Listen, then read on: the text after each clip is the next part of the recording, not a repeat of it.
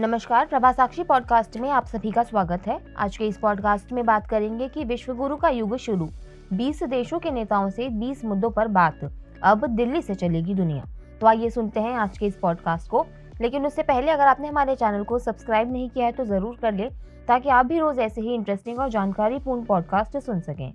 दुनिया के कुछ सबसे शक्तिशाली और प्रभावशाली नेता इस सप्ताह के अंत में G20 शिखर सम्मेलन में भाग लेने के लिए नई दिल्ली में एकत्रित हैं।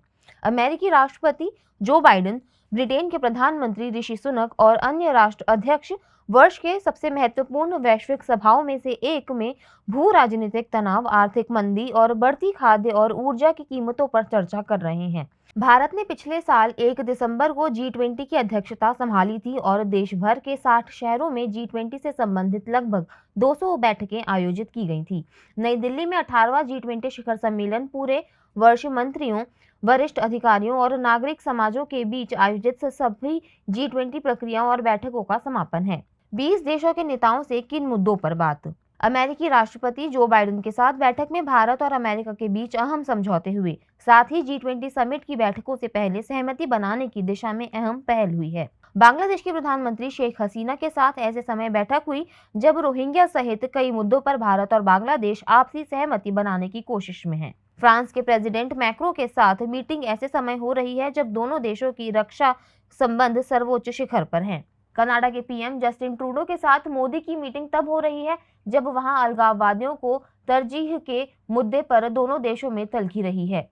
तुर्की के राष्ट्रपति एर्दोआन के साथ बैठक इसलिए अहम है कि एक बार नवनिर्वाचित होने के बाद वह मुस्लिम देशों के बीच अगुवा बनने की कोशिश कर रहे हैं। साउथ कोरिया के राष्ट्रपति यून सुक योल के साथ बैठक ऐसे समय में हो रही है जब चीन के समांतर भारत इंफ्रास्ट्रक्चर और टेक्नोलॉजी हब बनाने की कोशिश कर रहा है। यूरोपीय यूनियन प्रमुख चार्ल्स मिशेल के साथ मोदी की बातचीत इसलिए महत्वपूर्ण है कि इसके साथ भारत के रिश्ते नरम गरम से रहे हैं।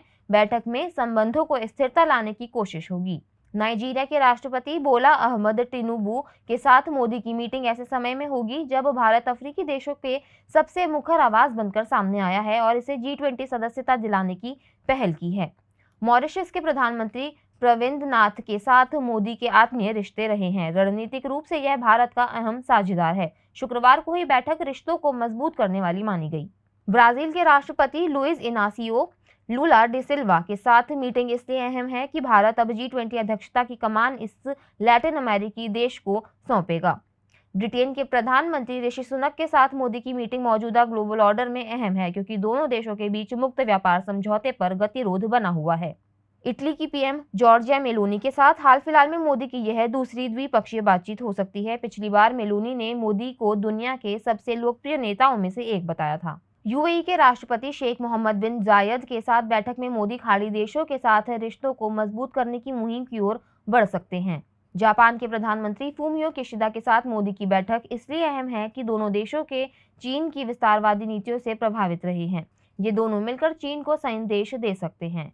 सऊदी अरब के क्राउन प्रिंस के साथ पीएम की द्विपक्षीय बातचीत होगी। ऐसे समय जब कूटनीति ने बदलाव का संकेत दिया, यह मुलाकात बेहद अहम होगी। जर्मनी के चांसलर ओलाफ शोल्ज के साथ मोदी की मीटिंग में तकनीक और शिक्षा के मोर्चे पर कई अहम समझौते हो सकते हैं। इस लिहाज से ये बैठक बेहद महत्वपूर्ण है। G20 समिट के इतर G7 देशों की मीटिंग भी हो सकती है। इस समूह में France, America, Britain, Germany, Japan, Italy और कनाडा शामिल हैं।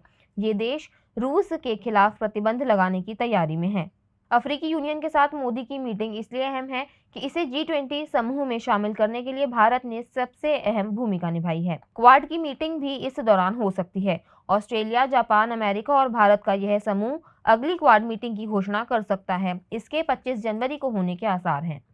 भारत, अमेरिका, सऊदी अरब और यूएई के साथ रेलवे कॉरिडोर बनाने की दिशा में बड़ी घोषणा हो सकती है।